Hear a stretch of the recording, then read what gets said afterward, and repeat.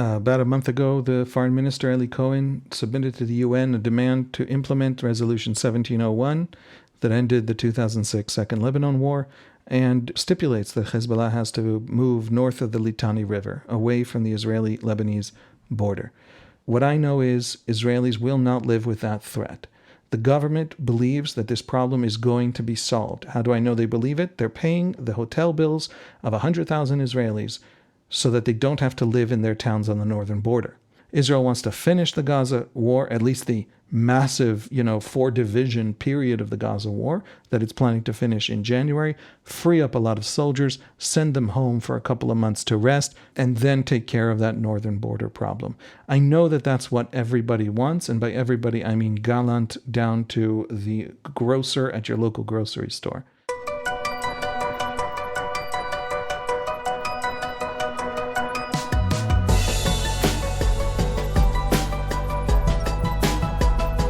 It is 6 p.m. on Saturday, December 23rd in New York City. It is 1 a.m. on Sunday, December 24th. The war in Gaza is nearing its 3-month mark and is now the longest war in Israel's history since Israel's War of Independence in 1948. That war lasted 9 months, 3 weeks, and 2 days. We tend to think of Israel's Yom Kippur War as also a long war, but in reality, it was nearly 3 weeks, actually just 19 days. The longest IDF military operation in Gaza was in 2014, Operation Protective Edge, which lasted 51 days. Israel's second Lebanon war in 2006 was 34 days. So just keep all that in mind as we discuss today's topic at the 3-month mark. During this war in 2023, some 250,000 Israelis have been internally displaced, and 1,345 Israelis to date have been killed. That includes 833 civilians, 440 soldiers, 59 policemen, and 13 rescue workers. 128 Israeli hostages are still being held in Gaza. 20 of them have been killed while in captivity. Most of Gaza is practically in ruins, and the death toll, while hard to pinpoint with any specificity, is at least reported by the Hamas-run Gazan Health Ministry to be approximately 20,000. The first phase of this war, which took place over the course of 3 weeks following the October 7th Hamas massacre inside Israel, was largely conducted by the IDF from the air over Gaza. The second stage, the ground invasion, began almost 2 months ago, on October 27th, in which the IDF took over most of northern Gaza and a few pockets in southern Gaza. During the past week, it has been reported that the IDF is preparing for a third phase in this war, a new framework where, instead of deploying 4 IDF divisions holding most of the area of the northern Gaza Strip and pockets in the south, a much smaller force of a few IDF brigades will be based in a smaller area and conduct focused raids against the remaining Hamas strongholds. This phase is expected to last many months, if not longer. There are many considerations shaping this new phase, not the least of which is the drain on Israel's economy from the deployment of hundreds of thousands of reservists. Also, remaining inside Gaza in such large numbers could lead to a constant stream of IDF casualties. I have a lot of questions about Phase 3 of this war, which I wanted to get into with Haviv Rettig Gur from the Times of Israel on our weekly check-in, where he joins us from Jerusalem. Haviv Rettig Gur on a shift in the war. This is Call Me Back. And I'm pleased to welcome back to this podcast my friend Haviv Rettig Gur for our weekly check-in, something I look forward to each week. And it turns out a lot of other people look forward to their own check-in with Haviv. Haviv, welcome. Hi, Dan. Thanks once again. It's good to be here as the year draws to a close. Yeah, as the year does indeed draw to a close. We won't go near topics of wishes for a happy new year. Let's just hope for a better 2024 than 2023. Haviv, speaking of winding down 2023, you just, and we'll get into the substance of our conversation momentarily, but you just spent your Shabbat, your weekend in Israel up north with your family. Can you just explain to our listeners what you were doing up north and why you thought it was important to do it? We took the kids and we went to Daliat al Carmel, a town in the north of Israel in the Galilee.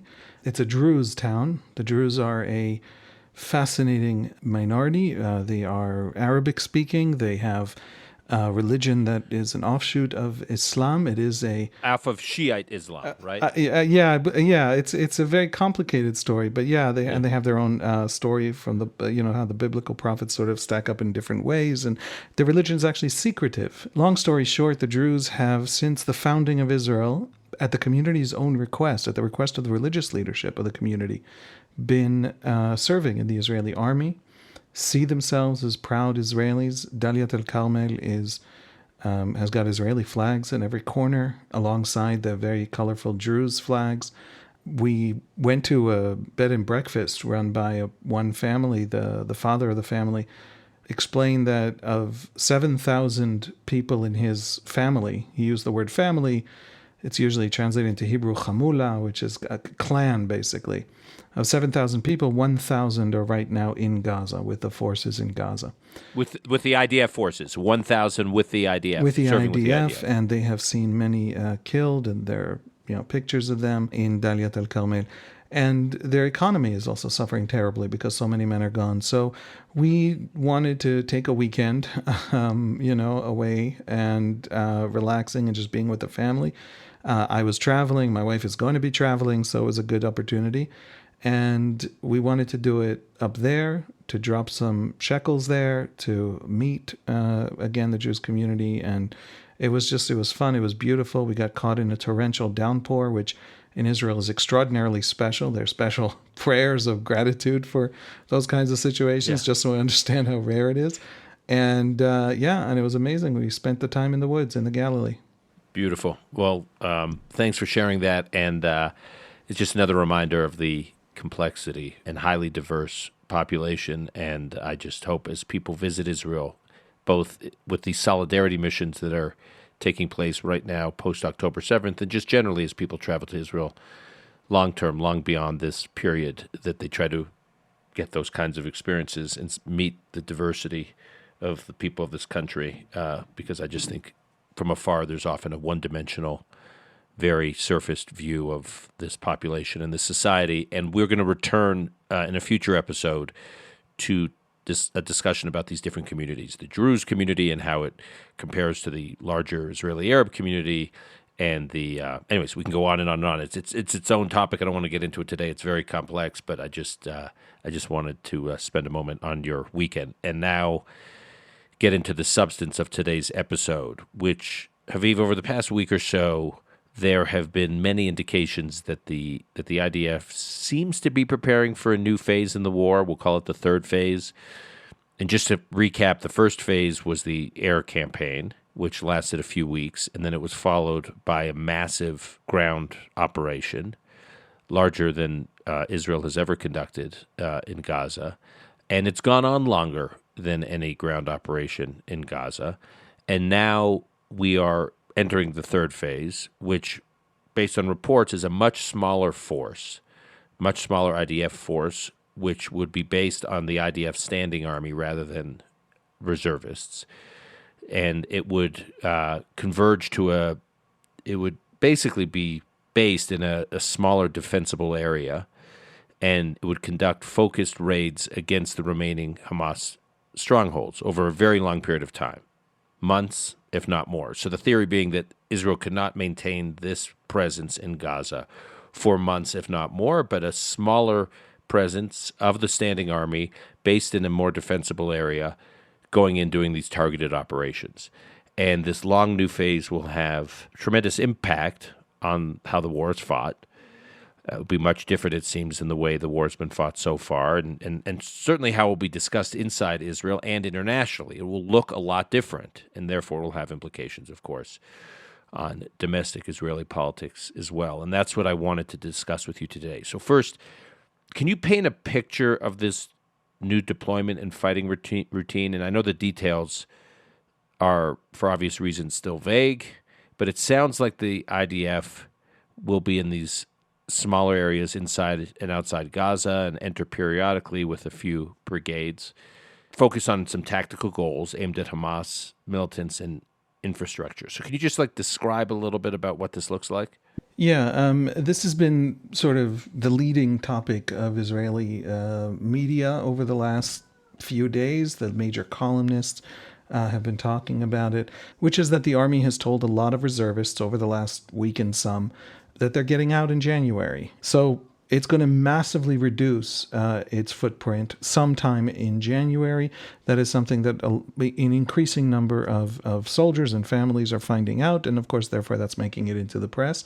What that tells us is actually a very great deal. The great problem of the war, the great problem going into the war, was, of course, that Hamas is buried underground, under 2.5 million civilians.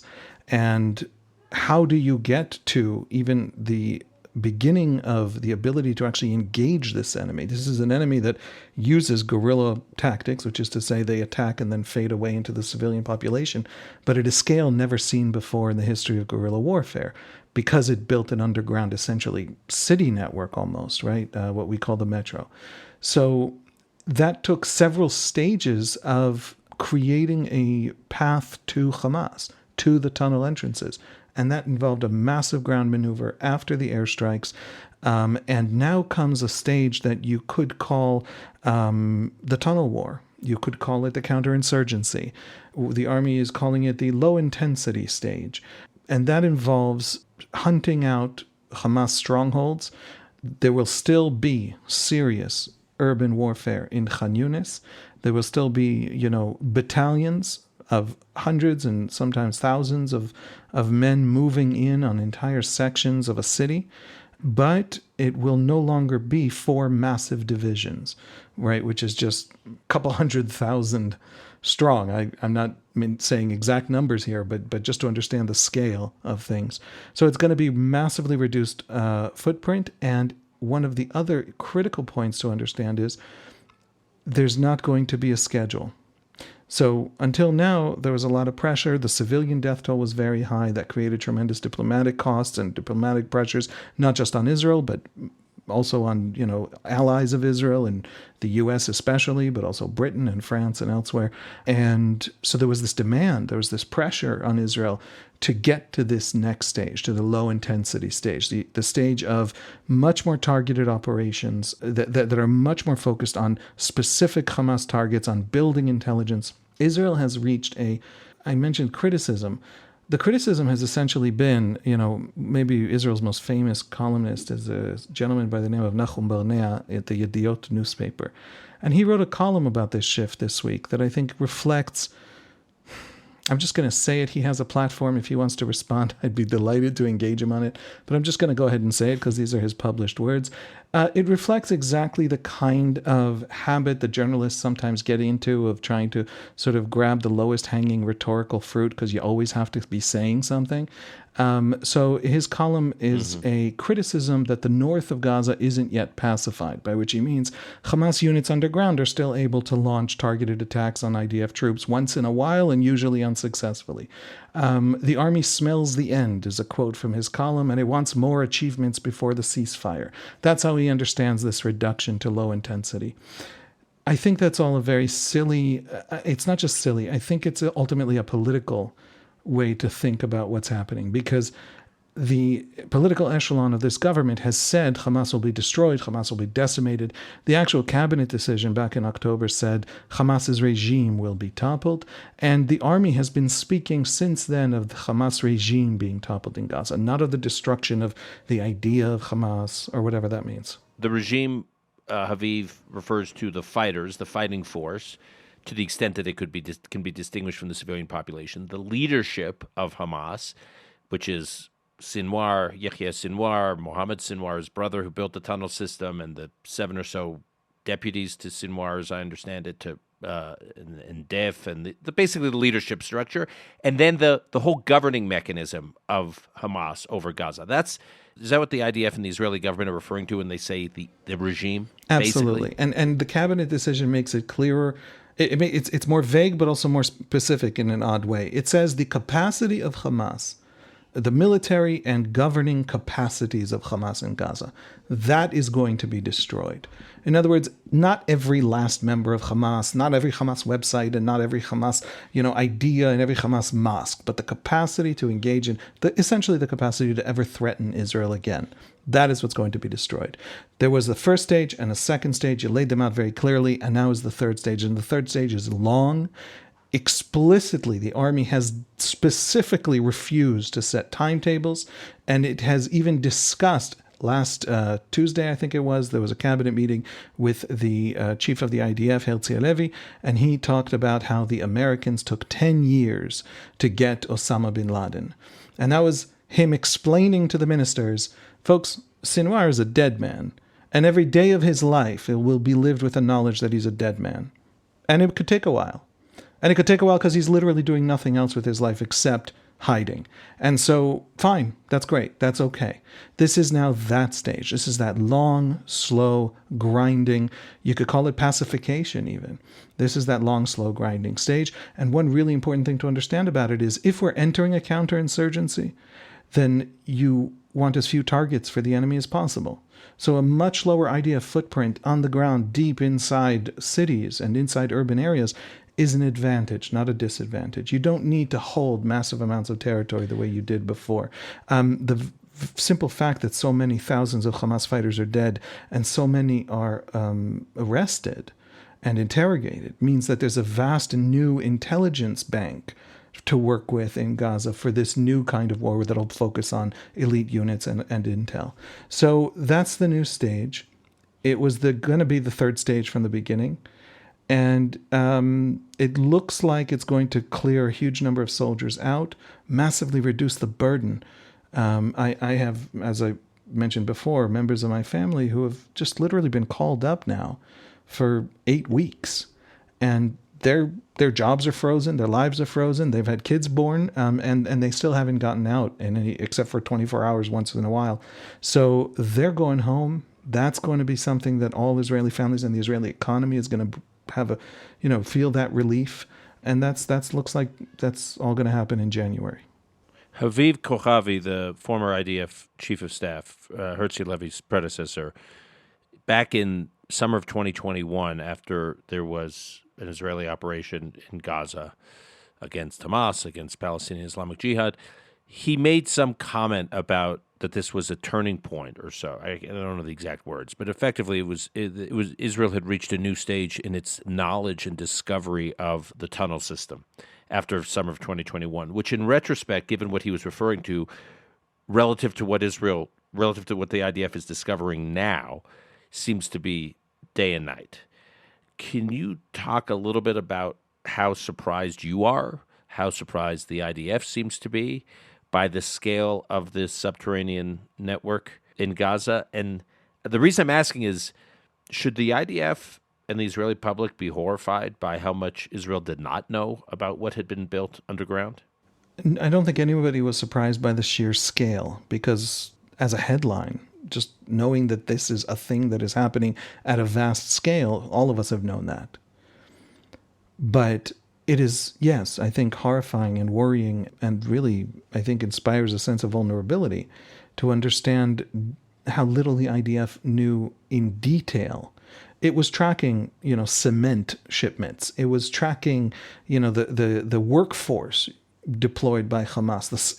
Its scale, not in any great detail, but the scale of the workforce deployed by Hamas to some of this construction. People closest to Sinwar were working on it. All of that we all understood very well, and my newspaper covered it very well, and all. But what we did not understand was that the IDF's knowledge remained in almost entirely in that sort of 30,000 feet, that sort of Wikipedia article level of knowledge of what the heck was going on down there. And it is constantly surprised throughout this Gaza operation that just the literal tactical competence of commanders on the ground, including sometimes lowest level officers you can imagine, just literally platoon commanders, have prevented a great many Hamas attempts to use these tunnels to exact massive costs on the Israeli forces. But they prepared for those surprise raids. They prepared for finding these tunnel entrances. They found a couple that were booby-trapped, soldiers were killed. They then began to deal with tunnel entrances differently. So all of that stuff was a learning process, and these tunnels have not served Hamas well in terms of allowing them to attack Israeli forces, as probably they were expecting to be able to. But in that sense, there's a success here, but as they've moved along, they've found new tunnels, and they've found new kinds of tunnels, and they found tunnels with just the enormity. The tunnel near the Erez crossing is, I think, one of the things that really stunned people. You can drive cars through that thing. That was something that we did not know, and the army is telling us that it did not know. It didn't know where it went. It didn't know what it could handle. It didn't know how big it was. So yes, Hamas managed to compartmentalize itself so well. It obsessively compartmentalized itself for 15 years now, to the extent that none of Hamas's political leadership knew October 7 was coming, to the extent that all of the intelligence that Israel was able to get out of Hamas, and Hamas was penetrated with Israeli intelligence, couldn't deliver a basic map of these massive constructions underground. And so that compartmentalization in Hamas is a lesson we walk away with. A lot of what happens since October 7 is lessons in humility. We don't know enough, and we, of course, are taking that lesson to other fronts. We don't know enough about Hezbollah. We have to assume that level of compartmentalization in Hezbollah and massive strategic level, tricks up their sleeves, so to speak, in the next war with them, whenever that happens. Can this war be won, to the extent it can be won? Can this war be won with that tunnel system intact? And I guess related to that is, what has prevented the IDF so far from destroying this system during the second phase of the war? There are engineering challenges that we've been reading a little bit about, and I really don't understand. So I'm going to leave that to people who understand it better. In the spirit of humility. In the spirit of humility, and in fear of the fact checkers. But I think that a lot of the problem with getting down into those tunnels, a lot of the problem with infantry maneuvers in those tunnels is that they're massively booby-trapped. Hamas's great hope was that Israel go into those tunnels. The soldiers actually go into those tunnels. And you'll be fighting not only on their turf, you'll be fighting on turf they literally created, they built. It's not even into a city where they're hunkered down. They're not just bunkered in a city. They built the entire space in which you will be operating. So sure, you could train 1,000 dogs and start, doing it that way. If you don't want to kill soldiers, you can deploy some massive, fleet of robots and drones into those tunnels. And that has been happening in very small quantities all around Gaza as the army has moved forward. But the simple solution has essentially been to seal the tunnels, to bury them in those tunnels. But you're not going to get all the tunnels, and they know the map and you don't. So the basic story, I think, has been, as you get more control of the tunnels, as you get more control of the entrances, the tunnels, and of the ground above, you can start to cut supplies. You can start to cut electricity. You can start to cut water and food and basic supplies to tunnels where the good news from the perspective of both morality and law is that it's all fighters down there. Fighters and, of course, some Israeli hostages. But mostly entirely fight. You don't have to worry about the civilian population when it comes to the tunnels. So there's been this attempt to seal those tunnels, not to fight on their turf, on their terms.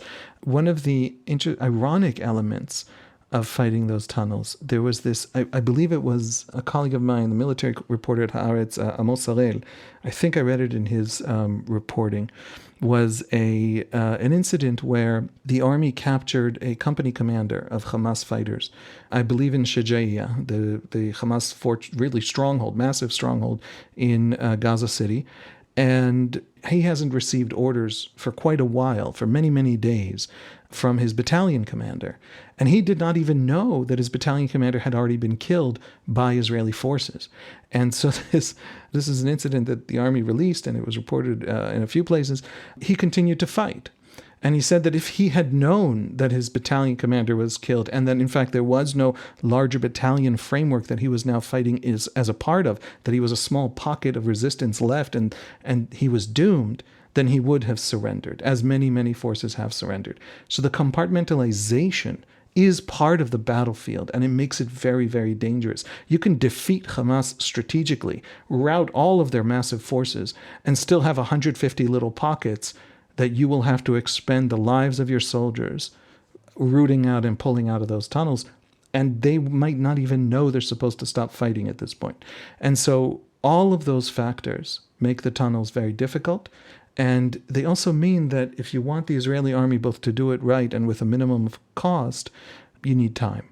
And that's the decision. The decision that has been made was we don't enter the tunnels, we don't rush anything, we switch to this low-intensity stage of the conflict, and we give the army all the time it needs to do it right and to do it safe. It's an eerie echo of Allied forces arriving at Japanese islands in the war in the Pacific after World War II was long over, and finding Japanese soldiers there who didn't know the war was over, and they were still fighting. Yeah, absolutely. That metaphor is used all the time these days to make all sorts of analogies to a whole bunch of different issues. And it's almost used in a comical sense. This has real operational implications for how Israel fights the war, that fighters way down the totem pole have no idea that their commanders are gone or that the chain of command has been broken, and that this has real security implications for the IDF because these guys are still fighting. Absolutely. If they'd known, they wouldn't be fighting. Hamas has inculcated in its troops, for tactical reasons that are very good and smart, a kind of discipline without control. When the control isn't there, the discipline remains, and the expectation is that. And so there isn't a scramble to figure out, if I should still obey my previous orders, because the loss of the command and control apparatus that you're answerable to does not, from the beginning, from your very earliest training, doesn't mean that the basic discipline, the basic tactic is changed. And so, yes, that is part of what makes Hamas. If you understand your organization not as fighting a classical war, but as fighting a guerrilla war, that makes you more effective, because the cost on the enemy remains even as you are starting to crumble. And that's part of Hamas's basic structure and strategy, and that's part of the challenge of the tunnels. The leaders of Hamas, both in Gaza and abroad, have declared that there will be no additional hostage exchange without a total end of war fighting, and that the IDF has to make a complete and total return to Israeli territory, basically, north of the Gaza border. So I want to talk a little bit about this, because this gets to a very sensitive topic about where the pursuit of another round of hostages returning and the negotiations that have been starting and stopping and then starting again, and I think stopping again, fits into the overall Israeli strategy. To the extent that this is the position of Hamas, of the Hamas leadership, does this effectively drive a wedge between those in Israel who are prioritizing the eradication of Hamas and those who are prioritizing the release of hostages? What is it doing inside Israel to the debate about the best way to fight this war, and what actually Israel's trying to achieve? Yeah, I think it's actually a really surprising mistake on Hamas's part that reduces the pressure on the Israeli leadership. And it's not clear where the mistake comes from. Why would Hamas say that there will be no more hostage exchanges until the entire war is ended? Meaning the whole war is ended, Hamas remains in power in Gaza? That is telling us there won't be any hostage exchanges, period, because that is a cost that the Israeli government simply can't pay. It can't pay it politically. It's not that there's some ethic at work here. Just, you don't have to believe politicians are ethical. Just public opinion won't allow the war to end now, like this, with Hamas still very much in power and, 70% roughly intact. And so for Hamas to stake that position, I think suggests, I'll say a couple of points that are, if not true, if not the correct way to understand what Hamas is doing, then at least the question that we need to be asking moving forward, because Hamas is capable of making that kind of declaration. First of all, If command and control has broken down to the extent that we believe it has, if in fact Sinwar can't communicate all that well with the outside world because of the way he has to be in hiding either in Khan Yunis, or some have already begun to suggest that maybe he managed to escape Gaza, then this is a Hamas holding pattern. What these people are, in 2 weeks, there's no reason not to then float to the Israelis the idea that we can do a week-long hostage exchange for a ceasefire that just lasts a week. It doesn't end the war, right? It doesn't cost them anything to make the declaration. That's the first thing. And the second thing is, as long as that really is the stated Hamas position, which at the moment it is, then the Israeli leadership is free. The war can continue. The whole hostage question can be taken off the table. It comes at a time when the questions of the hostages are becoming more acute, more visible. The time has passed.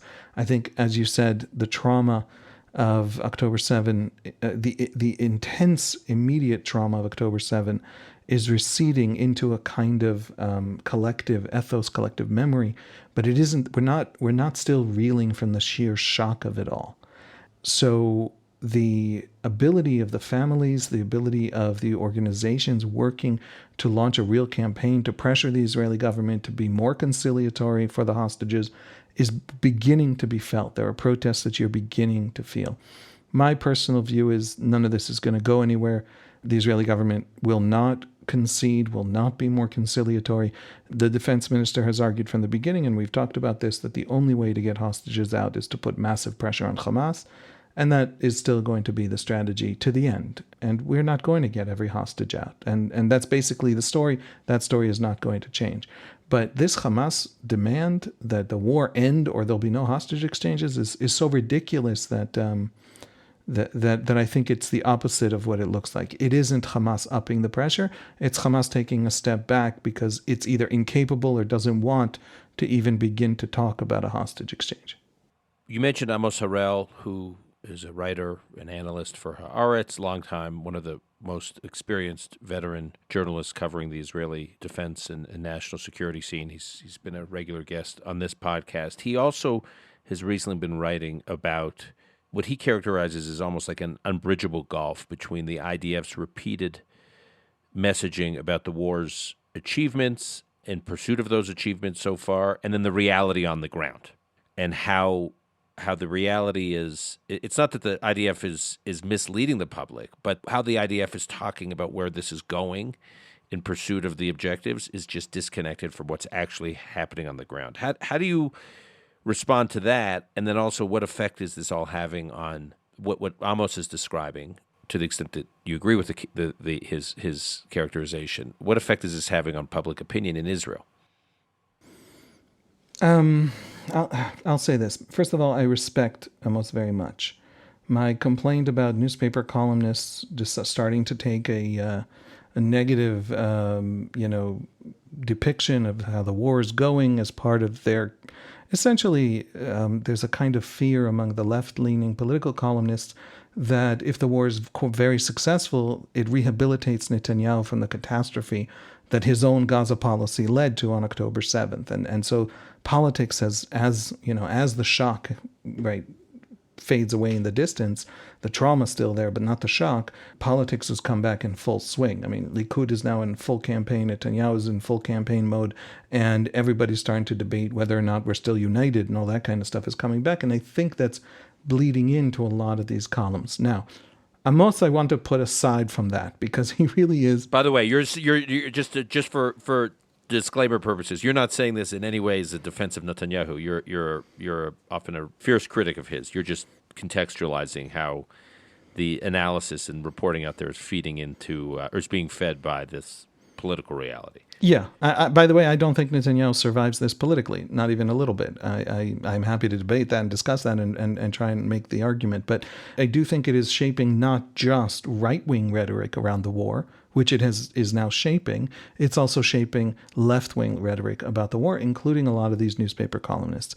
And so it doesn't mean we shouldn't read them and listen to them, and it doesn't mean that they're not pointing to important gaps, especially, by the way, between the political rhetoric on the political class and what's going on the ground. It isn't that the IDF has been selling Israelis that everything is done. When the IDF took Shejaiya this past week, It didn't say, Shejaiya is ours, mission accomplished, we're all done, we're all out of here. What it said was, we have control above ground of Shejaiya, full stop. And just explain why Shijia is so important. Yeah, Gaza City is the major city of northern Gaza, and it was surrounded by the IDF at the very beginning of the war, and they began slowly moving in and clearing more and more parts of essentially Hamas attack tunnels and Hamas fortified positions above ground. And it was a horrific battle. It was really very intense fighting, and it involved, first of all, obviously the movement of many hundreds of thousands of Gazans, civilians, to the south, so that the battlefield could be as much as possible cleared for the fight against Hamas. But it also involved a slowly sort of tightening ring around two areas of Gaza City, Jabalia and Shejaiya, which are essentially the last areas where these two famous, long-standing, for 20 years, strongholds of Hamas, Jabalia and Shejaiya. And so the taking of Shejaiya is really dramatic in terms of showing how Hamas has essentially, by the way, the major hostage release was through Shejaiya. In other words, Hamas took hostages to Shejaiya, the best kept ones, the healthiest ones, the ones released early, the children, the women, were kept in Shejaiya by those Hamas battalions. The ones kept in the north were kept in Shejaiya. And so the taking of the entire above ground in Shejaiya, by the way, at some cost to in IDF lives, because there were booby-trap buildings, there was all the stuff you would imagine, was completed this week. And that's a very dramatic pushback against Hamas. But the army has been very laconic and very careful and has not, flown the flag and pushed out fireworks and all that. The army has spoken very carefully about an operation that will take a very long time. And there's something cultural that needs to be said. All of the glitz and glamour of PR, which people like you and I are very sensitive to. We deal with journalists. We are journalists. We have these debates in public. We're on a podcast. That way, sort of that public relations is managed and political campaigns are managed. There is no mood for that in the public right now. And so if the army begins to sell, to seem to Israelis like there's something inauthentic about what it's saying, the blowback will be fast and furious. And the army is being very careful not to appear to be PRing this. And it is speaking modestly, humbly, clearly, specifically. People's families are on the line. People's family members are in real danger. Everybody wants information. Nobody wants public relations. And so I don't think that it's fair to talk about the gap between the military leadership and the reality on the ground, because those have generally been the same.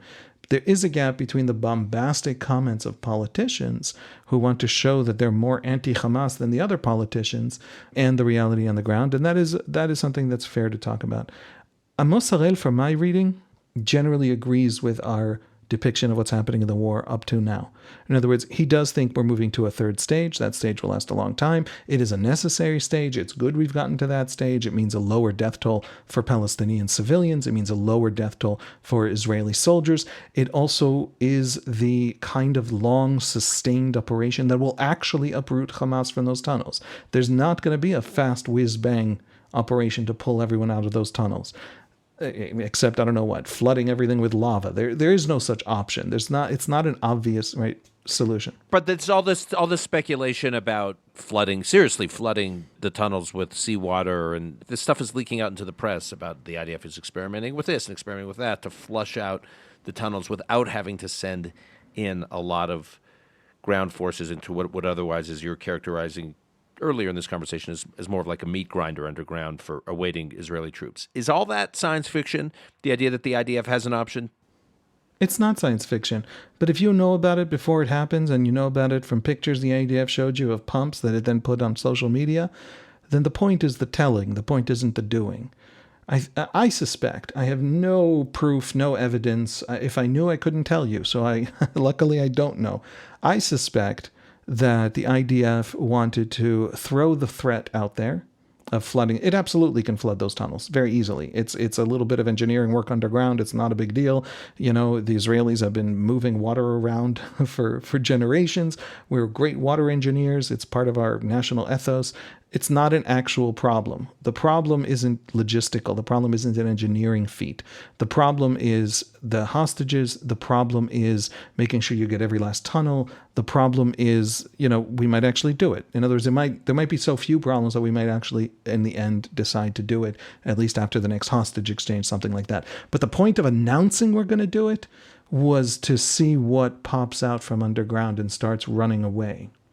That, I think, was the point, was to force a kind of movement on the Hamas side from the bunkers to develop more intelligence information. I know it's not easy to speculate how public opinion may shift going forward. It's easier to analyze where public opinion is now. But how do you expect the public discourse and the general story Israelis are observing to change during this next phase, during this coming third phase, which, there's no perfect analogy, but it's somewhat similar to Israel's position in its fighting in Lebanon, in southern Lebanon during the 1990s, which was, it was there, it was happening episodically, it was not on high tempo, but it certainly wasn't on low tempo or no tempo. That was just a feature of Israeli life, that it had this position in southern Lebanon. And I guess maybe can you spend a moment describing what that was like, and then get into how the Israeli public opinion may shift if this is the new normal for Israel's fighting posture in Gaza? In 1982, after massive terror attacks from Lebanon into Israel by the Palestinian political factions, Palestinian terror groups in Lebanon, the Begin government declared what Israel called Operation Peace for Galilee.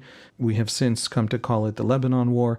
This was a war to remove those Palestinian factions in southern Lebanon from the area of southern Lebanon so that they could no longer launch these horrific terror attacks that they were launching. The war has been much discussed, and libraries have been written about this war.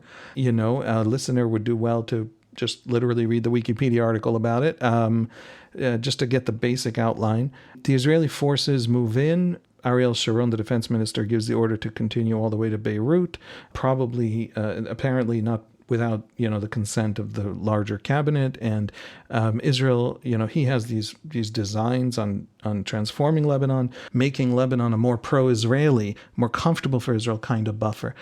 Israel gets bogged down in this whole, because they had a theory and an idea and an ideology. The Israeli army ends up getting bogged down for 18 years in this, what they call the security zone, which is a strip of land inside Lebanon on the Lebanese side of the border.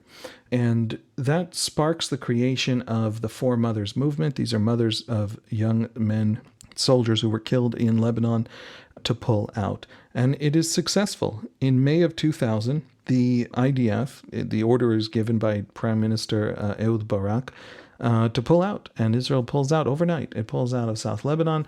And the Shia militia that essentially is built over the course of the Israeli period there, Hezbollah, takes over South Lebanon, the areas that we left behind. So the question in Gaza, everyone's using different comparisons. The Americans are looking at Gaza and saying, hey, don't have another Afghanistan. Some Israelis on the left are saying, hey, don't give us another South Lebanon security zone. All of that it's important. It's important to learn from our mistakes. And we've made some whoppers of mistakes. And so not to learn from them would be ridiculous and catastrophic. But something different is happening here.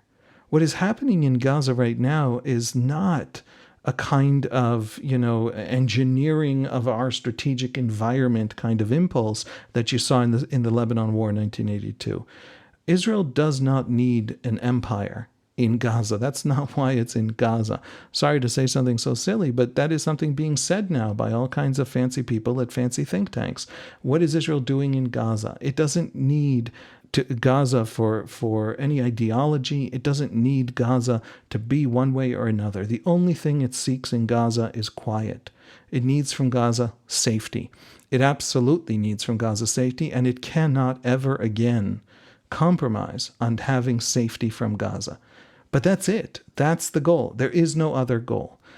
That need is so overwhelming and overpowering that all public opinion is focused on it and nothing else matters. And public opinion, as long as the perception is that the Israeli state is seeking safety out of Gaza, to create an order in Gaza. And it doesn't matter if it's the Palestinians run it, and it doesn't matter if the Emiratis and the Saudis temporarily run it. There are all these opinions and all these theories running around in the press.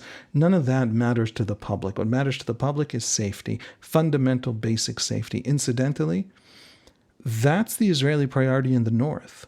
There are tens of thousands, something around 100,000 Israeli residents of the north who are not in their homes for 8 weeks now. They're in hotels paid for by the Israeli government. And the same soldiers being released in the Gaza Strip and told, hey, in a month you're home, go home. They're being released with call-up orders later in the year. February, March, April, we don't have details. We don't know. If I had the details, I wouldn't be able to say them. But there is already an IDF plan to take care of the same exact kind of threat as Hamas in the north, because safety is the absolute priority. So public opinion is very simple. Everything on every border has to be safe. If it isn't safe, we have to make it safe. I want to one poll, just one poll, and it's not a public opinion poll in the regular sense. Go ahead. It's a poll for another podcast of an Israeli journalist or ex-journalist, Nadav Peri, and the poll is fascinating because it asked people about politics, and it asked people about trust. And the question was, who do you think is more worried right now, more playing politics versus managing the war? And it gave 4 Israeli leaders: Netanyahu, Gantz, Defense Minister Gallant, and Opposition Leader Yair Lapid. Who is more worried about politics and who is more worried about the war? The most trusted Israeli politician to be focusing on the war and not on politicking is Defense Minister Gallant. People who thought he was politicking is 8%. People who thought he was focused on the war is 85%. The next most trusted is Benny Gantz. 19% thought he's politicking, and 74% thought he's focused on the war. The next person is Lapid. 64% think he's politicking. He's, by the way, not running the war, so what would focusing on the war look like? And 18% think he's focused on the war. And third place is Netanyahu. How many Israelis think that he's primarily politicking and only after that dealing with the war? 57%. Just 37% think he's primarily focused on the war. That's trust. This is a government that went into this war with a trust deficit from the judicial reform fight. Israelis look at Netanyahu and they say about Netanyahu, he is politicking now. And they look at Gallant and they say Gallant is actually running the war. And Gantz is right there at his side running the war. And these are numbers that tell us that opinion goes very deep into the right, very deep into the voting base of Netanyahu himself. And so public opinion is not going to be shattered by the war taking a long time. And it's not going to be broken as long as there's a perception that it is a real war being fought for a real and basic premise and purpose that everybody understands, which is to deliver safety on our borders. And the second that people believe, frankly, that Netanyahu is running it rather than Gallant, the second people believe it has become a political war. It is Netanyahu trying to avoid an election. It is being extended in all these different ways. The second people believe that, then public opinion breaks. Don't measure public opinion by how long it'll take in Gaza. Everybody understands it'll take a long time. This isn't South Lebanon. Israelis know exactly after October 7 what the war is about. But you can measure public opinion on the war by tracking these politicization questions in the polls. And that, I think, is where you're going to find the moment where the Israeli public starts to turn away from the war, starts to worry about the war, and starts to think that the war isn't being handled well. Okay, so now fast forward to right after October 7th, there were reports that leaked out of the War Council deliberations that Gallant was advocating for a preemptive strike in the north against Hezbollah rather than going straight into Gaza. And this was very controversial. The Biden administration was uncomfortable with it. Netanyahu was apparently uncomfortable with it, and he was overruled, Gallant, with regard to this proposal. Given the stature that Gallant has, had he made this case to the public, do you think the public would have rallied? So there are a couple questions that have to be unpacked in that. First of all, leaks from the cabinet. What are they? What do they mean? Who leaks? What are we missing from the leaks? There's no question that the IDF woke up on October 8th and said, "Whoa, we did not understand Gaza. If we didn't understand Gaza, what don't we understand about Lebanon?" And Lebanon looms much larger because Hezbollah in Lebanon has capabilities that are an order of magnitude greater than Hamas. And so the immediate Israeli response in the highest echelons of the IDF and of intelligence, and certainly Gallant, the immediate response was, whoa, Lebanon, right? If this is Gaza, what's in store for us in Lebanon? What don't we know? And in that initial call-up of 350,000 troops, give or take a few tens of thousands, a six-figure number, I don't know the exact number, but I know it's a six-figure number, were sent to the northern border and have been sitting on that northern border training and preparing and striking back at these small Hezbollah attacks ever since. And so no question that Gallant raised Lebanon in that cabinet meeting. Did Gallant say, let's do it, let's strike, let's hit him, let's smash him? I don't think he said it that way. I'm certain he raised the question. The cabinet has been leaking like a sieve from the very beginning. It has certain members, we know who they are, who leak constantly. And an actual war plan is almost never presented in the cabinet until after it's already underway. So that's, it's important to give that background. But having given that background, the short answer to your question is yes. If Gallant tells Israelis we need a war in Lebanon and we need it now because Hezbollah is the same threat as Hamas, only worse, Israelis will follow him to that war. Absolutely. And I'll say another thing. It's extremely likely to happen by the spring because every Israeli family knows that there's a call-up later in the year. When exactly, we don't know. But soldiers who are being released in January were told that there's going to be a call-up later in the year. So I don't think the IDF is going to allow a threat that is Hamas times something to just remain, and directed directly by Iran with massive, armed strategic weapons like the Hezbollah's massive arsenal of missiles and rockets to remain on the northern border. That is not something that's going to happen. So you're saying embedded in the Israeli conversation right now is this understanding that there will likely be some action, real action in the north? About a month ago, the Foreign Minister Eli Cohen submitted to the UN a demand to implement Resolution 1701 that ended the 2006 Second Lebanon War and stipulates that Hezbollah has to move north of the Litani River, away from the Israeli-Lebanese border. Israel didn't tell the UN to implement that resolution because it has the slightest faith in the UN. Israel told the UN to implement that resolution as a beginning of making the case for the casus belli that it has in the north. Now, why is it telegraphing a war in the north? Is it to warn off Hezbollah? Is it to literally set up the casus belli because it plans to go to that war?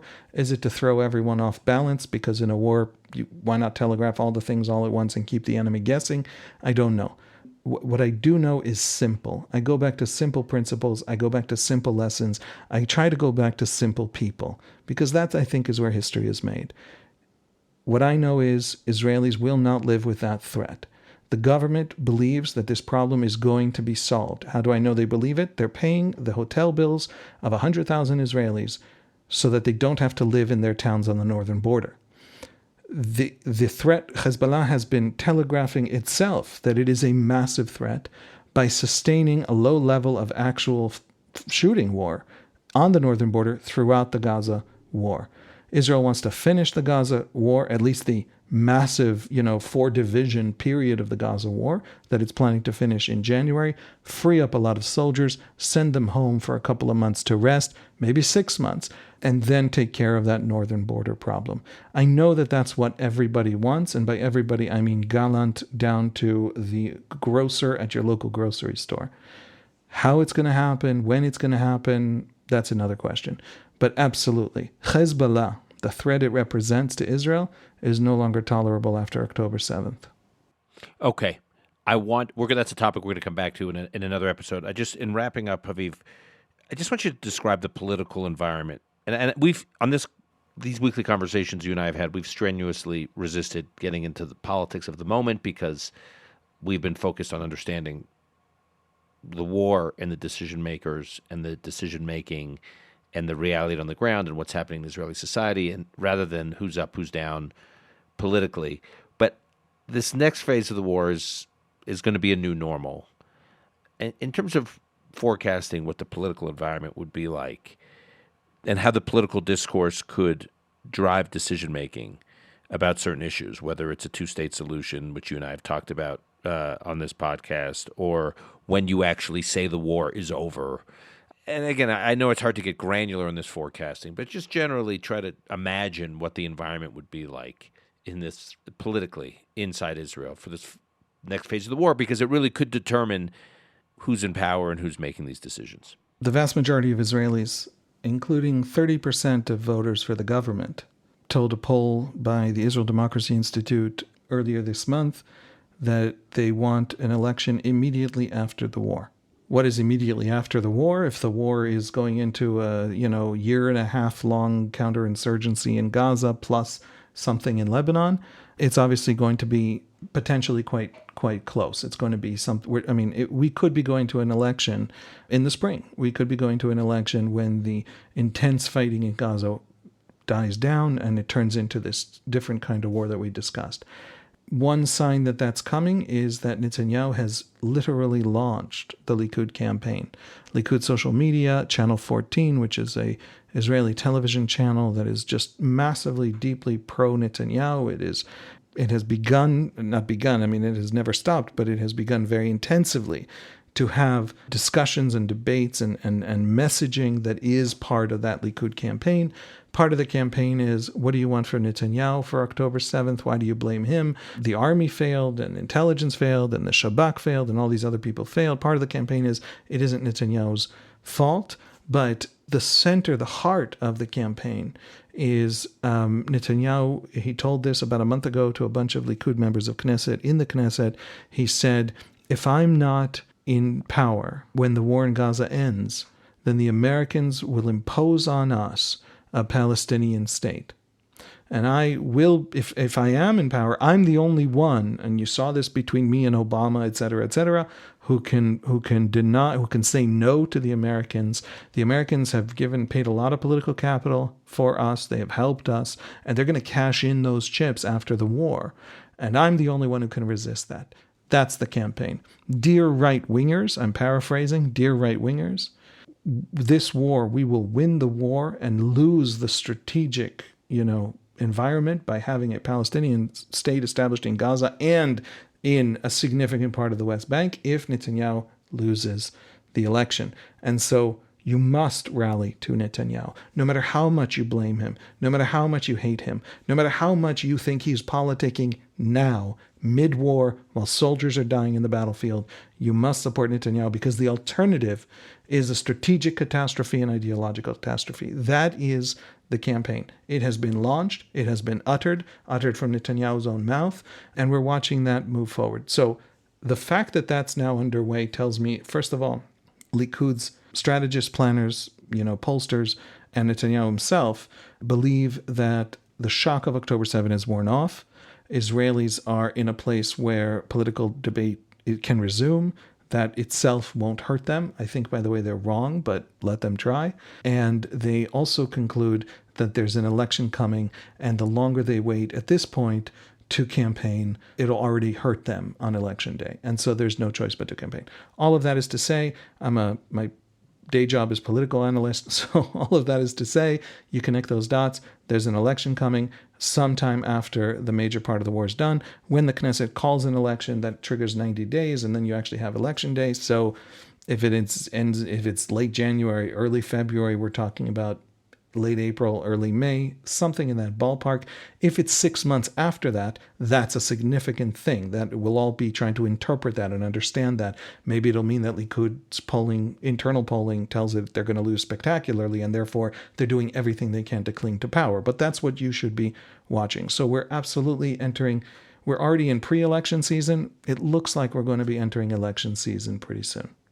Given how recently this government was formed, unless Netanyahu decides he wants an election, he has a lot of time, and the only mitigating factor could be a part of his coalition. One party in his coalition pulls out of the coalition, so the government falls. So what is the precipitating event that you're imagining that would lead to the government having to go to elections?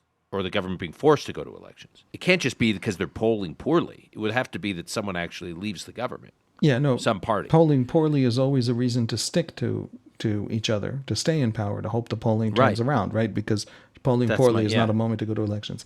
That is usually the political logic. We knew this government was stable because the judicial reform fight cost it something like 10, 15% of its electorate in polls. And Netanyahu hasn't won an election in any poll since January. In other words, that's his political situation before October 7th, right? So that stabilized the government. But this is different. It's a different order of magnitude. When the families, not just the families of hostages who we're used to hearing from because they're in this desperate effort to mobilize global pressure on Hamas, to get Qatar to pay attention, but when the families of the victims, when thousands of Israeli families of everyone who died on October 7th starts campaigning against Netanyahu. And it's all politics. It's not about the war.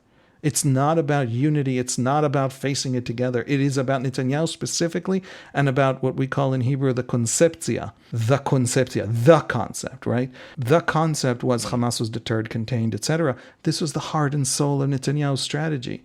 Time is on our side. Our enemies are destroying their own societies much more than they're destroying us.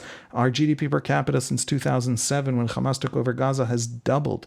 Time is on our side. We grow more powerful, more prosperous. We make more friends in the world while Hamas itself destroys the Palestinian cause. It doesn't need our help. Why would we intervene in that process? That's Netanyahu's deep and insightful and thoughtful and careful. It's not a stupid concept. It's not that he just ignored everything. There were real numbers. He's a very economically minded leader, and he thinks in long terms. And he had this concept. This concept exploded every year of quiet under his rule. And by the way, his governments since 2009, between 2009 and 2021, I think, were the quietest, safest decade in the history of Israel. And Israel is a country with wars, constant wars. There was a decade sort of carved out of Israeli history in which the Palestinians experienced some pretty significant wars in Gaza over that time. But for Israel, those were minor skirmishes to suppress this problem called Hamas, which was contained and deterred fundamentally. And it turned out on October 7th that we had bought those years on credit. And when the bill came due, it was enormous. And so Netanyahu is responsible. That campaign, when it begins with thousands of families of victims, it will have, every single Israeli leader has taken responsibility for October 7th. Every single one. Defense Minister Gallant, the head of the army, the head of military intelligence, the head of the Southern Command, the head of the Gaza division, the head of the Shabak, every single relevant leader has taken responsibility, except for one man who has refused at every opportunity to take responsibility in that chain of command, and that's Netanyahu himself. And the reason was he didn't want that 7-second clip in which he says, I take responsibility, to be in the videos, the campaign videos of the opposition in the next election. So in a sense, he was campaigning from day one. Literally from October 8th, he was already campaigning, or he would have done that decent thing. But the opposition, and I don't just mean literally the opposition, Yair Lapid. I mean these families. I mean everyone angered and horrified at how his concept failed on October 7th. Won't need a 7-second segment of Netanyahu taking responsibility. That's the one thing that could have gone his way.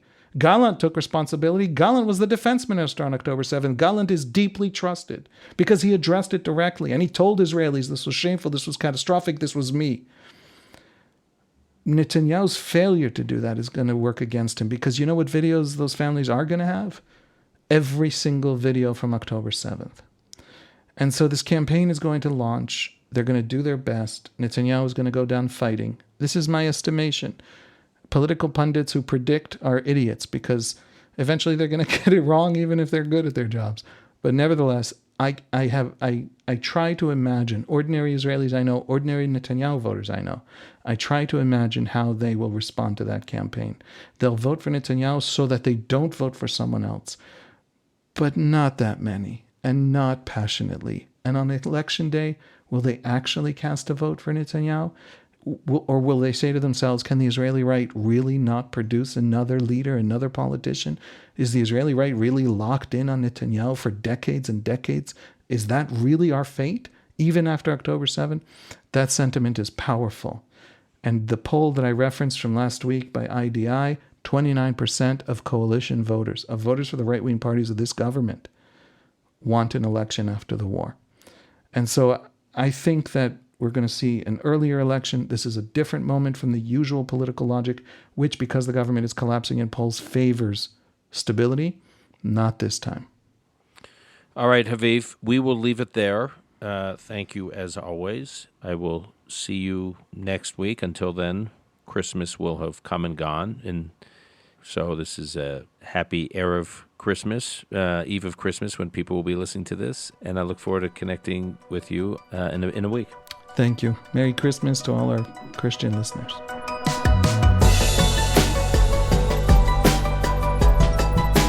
That's our show for today. To keep up with Haviv Rettig Gur, you can track him down on X at Haviv Rettig Gur, and you can also find his work at the Times of Israel, at Times of Israel or timesofisrael.com. Call Me Back is produced by Alon Benatar. Until next time, I'm your host, Dan Senor.